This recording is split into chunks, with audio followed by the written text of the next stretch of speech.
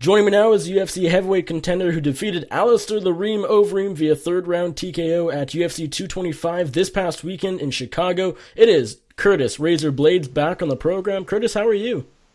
I'm fine, man. How are you doing? I'm doing very good. Thanks for taking the time once again. It's always great talking to you. And what better way to, talk to you than coming off the biggest win of your career? And I know we've said that last time. I mean, I spoke to you after the Mark Hunt win, and at the time, that was definitely the biggest win of your career. But a third-round TKO over one of the best there is at heavyweight, Alistair Overeem, definitely topped it, I would say. Do you agree? Does this feel like the biggest win you've ever had in your MMA career?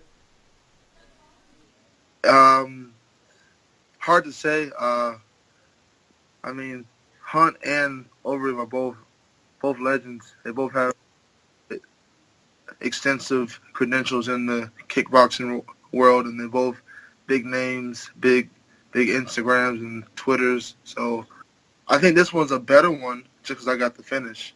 And I did it here in Chicago. I think that's what makes it better. But just based off the opponents, I think they're both equal in their greatness. And we've seen from you a massive jump in the rankings. I mean, these last two wins certainly helped. I mean, defeating Alistair Overeem, defeating one of the best in Mark Hunt, took your ranking from, say, number 10 or number 11 or number 12 to now you'll be 2 or 3 in the entire division. You went from fighting the Oleniaks of the world not even a year ago, last November, at MSG, to fighting, the Overeems of the world in no time. That's a big deal. Did you expect this big jump to happen also like this quick? I didn't. I thought they'd give me a guy like Arlovsky or maybe a Ben Rothwell, something like that. I wasn't expecting Hunt. But then after Hunt, I was expecting Overeem because after you beat Mark Hunt, they're not going to give you guys of those ilk. They're going to give you top guys. So I kind of expected it after Hunt. But before that, no. And as far as the actual fight goes, it is fairly competitive on the feet, but obviously you're wrestling much better than his, and he just wasn't really able to defend too many of your takedown attempts. As far as you're concerned, did the game plan work to a T? Yeah, the game plan is always the same. That's exactly what I did to Hunt, except I didn't get the finish. Use a first round, feel him out, look for a clean opening, get one, get a takedown, maybe tire him out. Because this is how I think about it. After I get one, it's easier to get two, and easier to get 4, and then so on and so on. Like, it's all about, for me, I always want to win the first round, which I did. So I feel like that puts pressure on my opponent in the next round to open up. And then it makes takedowns even easier. Yeah, and I know there was a moment, I can't remember, it might have been the second round, where Overeem cracked you pretty good on the feet. You didn't get knocked down or anything. Were you at all hurt? Yeah, I know he seemed to land a pretty good shot, but it didn't seem to have much of an effect on you. I mean, he landed a few good ones. I can't remember which one specifically, right, but okay. There was a knee where I kind of lost my bearings. That's the one I'm thinking of. Yep, it was a knee. Oh, yeah. I kind of lost my bearings. It wasn't as bad as the Mark Hunt overhand, but it was pretty close. It seems like, especially in your last couple of fights, at least getting a little hurt seems to almost be a trend. Is that just something you'll have to live with? You have a good chin and that'll back you up, or do you work to tighten on your defense because of it? Yeah, I'd like to avoid those. Like, your chin only lasts for so long. I'd like to keep it going at least until the end of my career. I'd hate to lose it in my prime, And how important is it, or was it that you got the finish over Overeem? Because no matter how you win, a win over Alistair Overeem is big, it's important, it's very impressive, but the knockout just makes it that much better. Do you agree? Was that really the big, the big thing you were going for? A decision's nice, but a knockout is what I really want. I never hunt the finish. If it's there, it's there. I never hunt it. When you start hunting it, you overexert yourself in certain positions. I just keep up the same pace, the same methodical breakdown after breakdown until eventually guys they let you have it. Like, I didn't do anything crazy technical. It was just an elbow from the guard, but because he was so tired, that one elbow kind of rocked him and then just opened the floodgates. But that was after all the grappling exchanges, all the movement on the feet. It's a war of attrition. That's my style. That's my game plan. I doubt I ever get a first round TKO. It's just not my style. I'm not looking to open up that early. Yeah, you ultimately did get him down in each, the first, the second, and the third rounds, all 3 rounds of the 3-round fight. Was his style a bit difficult to deal with on the feet early on, just because, he used to be a guy who would rush in, but since he's had to change up his style due to chin issues, I mean, he's been, moving a lot more, his footwork's gotten better, sometimes he just outright runs. Was that something that you really looked at leading up to the fight, and did that give you any sort of, not problems, but was it tough to deal with early on in the fight? We knew, because I'm a fan of Alistair. I didn't have to do much film study because I could just remember his fights. And yeah, like you just mentioned, he's turning to a lot more of a counter striker, but his counters are awkward, they're different. And it's really hard to find a partner that can emulate his movement as well. It was easier to find a Mark Hunt type partner than it was to get an Alistair type of guy. So we pretty much we did what we could. Obviously it worked. But yeah, his movement, it did present a few difficulties early on because I had to get my range. I had to I wanted to catch him on an inside step, but he has that awkward roll where he just takes a back step and now he's in a different stance and he just kind of does like a crab walk but to be able to throw power from that position, it throws you off. I'm just not used to seeing that look. So yeah, it took me a few minutes to be able to finally gauge my range and get a takedown. And you mentioned that, of course, this was a big fight for you because it was in essentially your hometown of Chicago. I know you're from a suburb of the city, but no. You're born right in Chicago? I was born a half-hour outside the hospital because my mother lived out there, but then my dad's been a Chicago police officer. He lived here in the city, so my mother moved in with him after I was born, 2 months later. So I've been here from 2 months on. I'm from Chicago.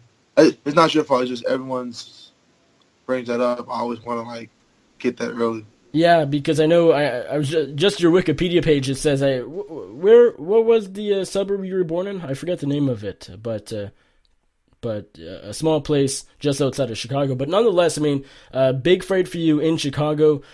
To have your first UFC fight, I believe it was your first UFC fight in Chicago. Correct me if I'm wrong. What was that all like? I mean, the week building up, I did a pretty good job of just having blinders on. I really didn't hang out. I stayed in the area of my hotel. If anybody wanted to hang out, they had to drive out to me. I didn't even allow that many people to know where my hotel was.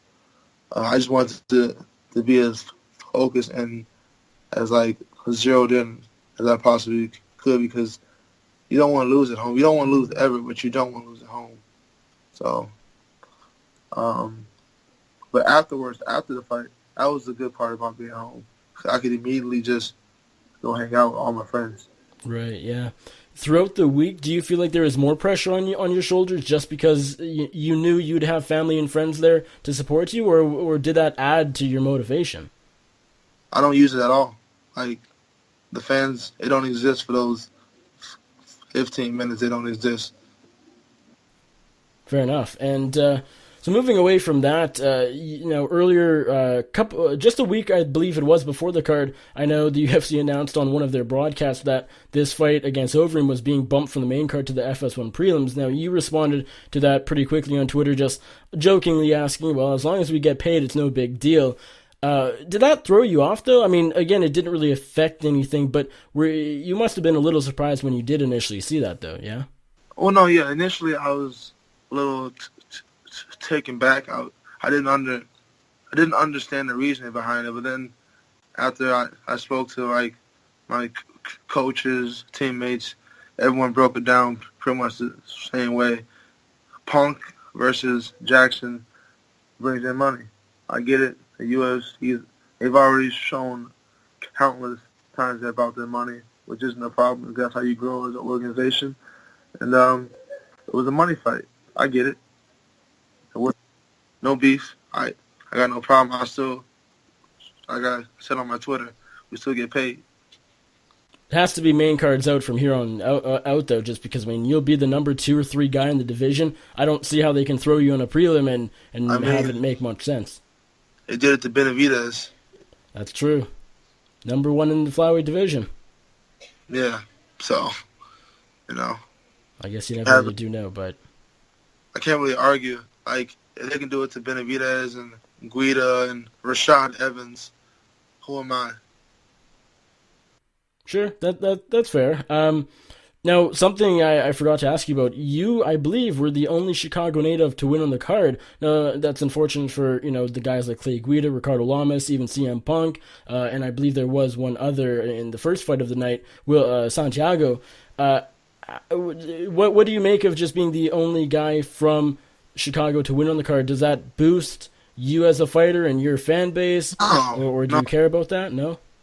That doesn't make me any better than Ricardo Lamas, Clay Guida.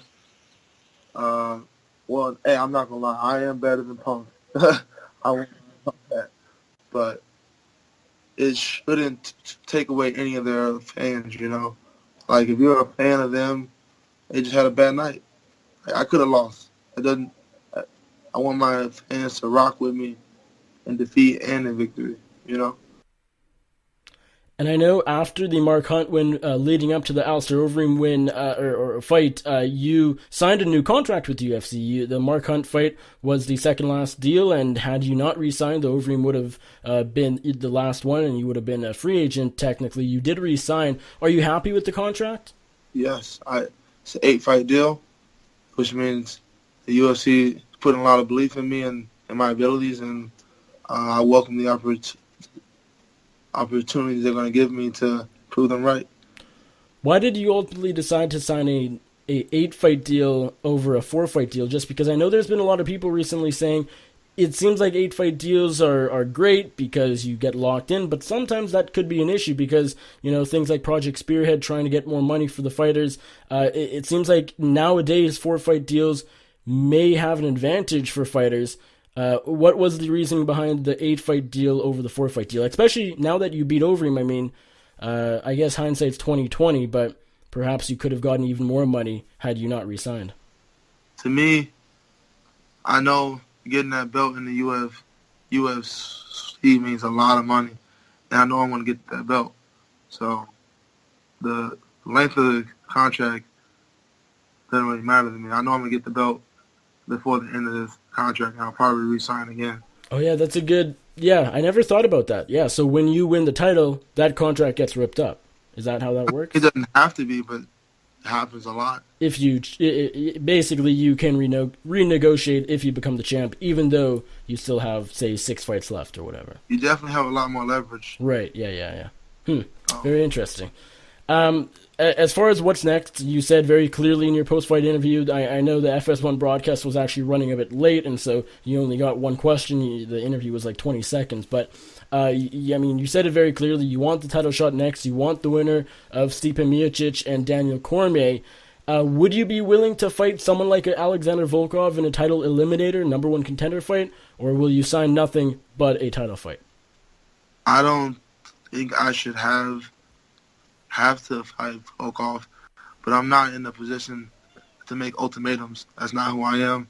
That's how you earn the bad side of Dana White, and I don't want that. So I'm not going to make any ultimatums. I'm open to everything.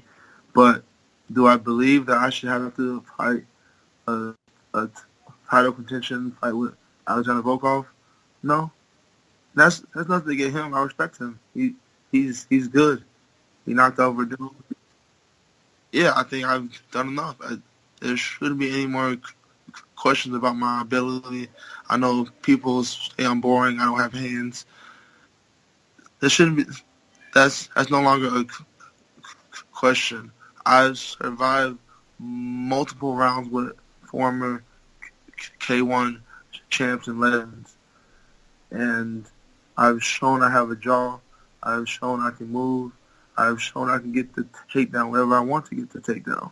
That should be enough to want to put me on a 5 round for the belt. As far as the upcoming Stipe Miocic and Daniel Cormier title fight, who do you think wins that one? I think it goes to Stipe, but also I think it's gonna be a banger. I think it's gonna be easy.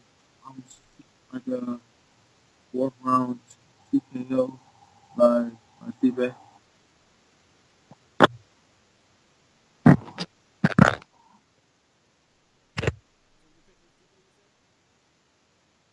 As far as when you would like to get back in there, hopefully against the winner. I mean, that fight is in under a month, July 7th, UFC 226. Would you be? I'm assuming you want to get back in there against the winner before the end of the year.